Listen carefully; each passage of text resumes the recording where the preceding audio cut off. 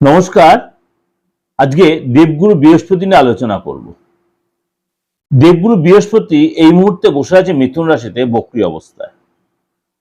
কারণ আমরা জানি যে বৃহস্পতি যদি আপনার বার্থ চার্টে পজিটিভ সিচুয়েশনে থাকে, তাহলে আপনার আর কোনো গ্রহ যদি আপনার সাপোর্টেও না, যে সেটা সব গ্রহের ক্ষেত্রে কোনো একটা গ্রহ যদি আপনার পজিটিভ, আদার্স গ্রহগুলো যদি আপনার খুব একটা সাপোর্টও না হয়, তাহলে আপনার অনেকটাই, কিন্তু সেই হিসেবে বৃহস্পতি যদি আপনার বেশি সাপোর্ট হয়, আপনার কিন্তু সব দিক দিয়ে আপনি সাকসেস পাবেন।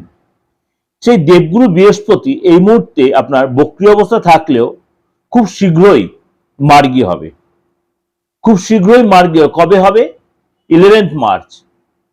কেননা এই যে দেবগুরু বৃহস্পতি যখন মার্গী হবে, 12 রাশির ক্ষেত্রে কিন্তু তার একটা প্রভাব বিস্তার করবে। সে পজিটিভই হোক আর নেগেটিভ হোক, প্রভাব বিস্তার করবে। বক্রী অবস্থাতে মার্গী যখন দেবগুরু বৃহস্পতি হচ্ছে, মানে একাধিক রাশির উপরে কিন্তু পজিটিভ হবে, কিছু কিছু রাশি কিন্তু হয়তো সতর্কতা অবলম্বন করতে হবে। তো শুনুন, এই যে দেবগুরু বৃহস্পতি মার্গী হলো, যারা কিছুদিন ধরে প্রচন্ড চাপে ছিলেন দীর্ঘদিন ধরে, দেবগুরু বৃহস্পতি আপনাকে অনেকটাই পজিটিভ জায়গায় নিয়ে আসতে চাইবে, বা অনেক আটকে থাকা কাজ আপনার এসে তুলে নিতে পারবেন, বা অনেক বাধা বিঘ্ন থেকে আপনি বেরিয়ে আসতে পারবেন। কর্কট রাশি, কর্কট রাশির জন্য বৃহস্পতির মার্গী সিচুয়েশন আপনার জন্য অত্যন্ত শুভ হতে চলেছে।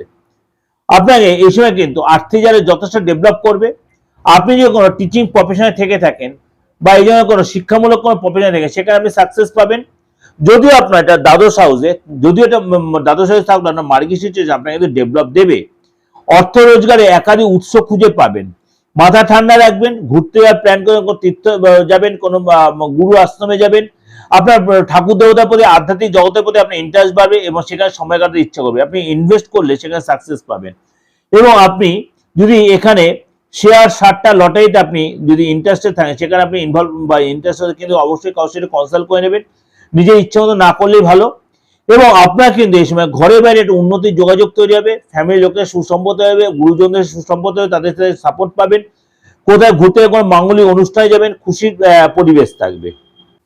এটা আপনাদের যেটা ওভারঅল একটা প্রেজেন্টেশন আমি দিলাম, অবশ্যই আপনাদের যেটা বললাম সেটা অবশ্যই মিলবে, মানে মিলবেই। আপনার বাচ্চায় বিশেষ সিচুয়েশন যদি ডিস্টার্ব থাকে, সেটা একটু হয়তো এদিক ওদিক হতে পারে, কিন্তু অনেকটাই আপনার পজিটিভ দেবে, আপনার পজিটিভ ভাইব্রেশন দেবে। সুতরাং আপনি এই সময়টা অবশ্যই সেটাকে পজিটিভ ভাবে ইউজ করুন বা কাজে লাগান। আর যদি দেখছেন কোনো অন্যথা হচ্ছে, আপনার যাকে ভালো তার কাছে একটু নিজের হাতটা দেখান, ফেসটা রিড করুন, নিজের হরোস্কোপটা দেখান, দেখবেন আপনাকে কিছু প্রপার গাইড সে করে দিলে আপনি বৃহস্পতির মার্গী সিচুয়েশনের প্রভাবটা আপনি অনেকটাই পজিটিভ উপলব্ধি করতে পারবেন। আর যোগাযোগ করতে হলে পার্থবাবুর সাথে অবশ্যই বুকিং এর ফোন করে নেবেন 89107325960106। কেউ আমাকে হোয়াটসঅ্যাপ মেসেজ লিখছেন, দাদা আমার ডেট অফ বার্থ নেই, তাহলে কি আপনি কাছে বেনিফিট নিতে পারবেন? আমি ষষ্ঠ আপনাদের কাছে বলছি, ডেট অফ বার্থ থাকার দরকার নেই। আপনি আপনার হাতের ছবি আর মুখের ছবিটা পাঠাবেন, কিন্তু আমাকে বারবার একটা কথা বলছি, ফিজটা কিন্তু দিতে হবে। উইদাউট ফিজে আমার থেকে কোনো সার্ভিস পাবেন না। এটা আমি আপনাদের কাছে ক্ষমা প্রার্থী, কিন্তু তাও বলছি, আমি প্রফেশনের মধ্যেই মনে করি। যদি আপনাকে ফ্রি সার্ভিস দিই, আপনি সেটাকে গুরুত্ব দেবেন না। কিন্তু আপনার কাছে যখন আমি রিমুনারেশন এক্সপেক্ট করবো, আপনি যখন পে করবেন, আপনিও যেমনি একটা ডিমান্ড থাকবে যে আমার কাছে জেনে নেওয়ার, আমারও রাইট থাকবে আপনাকে সবকিছু জানিয়ে দেওয়ার। উভয়ের মধ্যে একটা যেন সুসম্পর্ক তৈরি হবে। সুতরাং আপনাদের প্রত্যেকের, কারণ প্রত্যেকে আমার হোয়াটসঅ্যাপ মেসেজ আসছে যে আমার ডেট অফ বার্থ নেই, আমি এখান থেকে বলছি, আমার সময় জানা নেই, আর না কুচপরোয়া নেই। আপনি আপনার হাতের ছবি, রিসেন্ট মুখের ছবিটা সেলফি তুলে পাঠাবেন, আপনি ফিজটা পাঠাবেন, তাহলেই দেখবেন আপনি আপনার সার্ভিসটা পেয়ে গেছেন। আর নামটা দেবেন, অরিজিনাল নামটা, আপনার জন্য, আপনার আপনজনের জন্য, আপনার যার জন্য সেই সুযোগটা আপনি পাবেন।